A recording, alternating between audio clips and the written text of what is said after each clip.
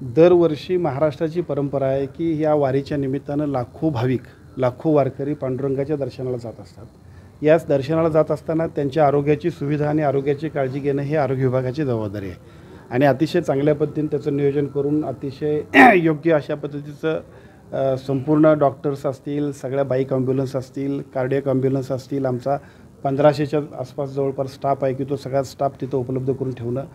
ICU उपलब्ध करून ठेवणं आणि 11th आवरला कुठलीही इमर्जन्सी जरी झाली तरीसुद्धा सर्व भाविकांची सोय आरोग्याच्या दृष्टिकोनातून घेणं,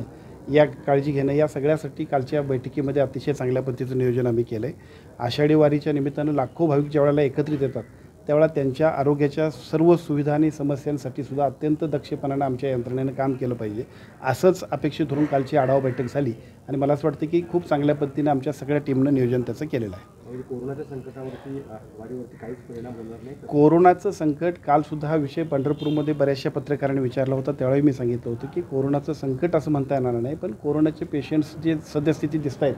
भविष्यातसुद्धा पेशंटची जर काय संख्या वाढत असेल तर त्याच्यावरती योग्य नियंत्रण कशा पद्धतीने करायचं यासाठीची SOP जी केंद्र शासनाने आणि राज्य शासनाने दिलेली आहे। अशाच ताज्या अपडेटसाठी महासत्ता न्यूजला सबस्क्राइब करा।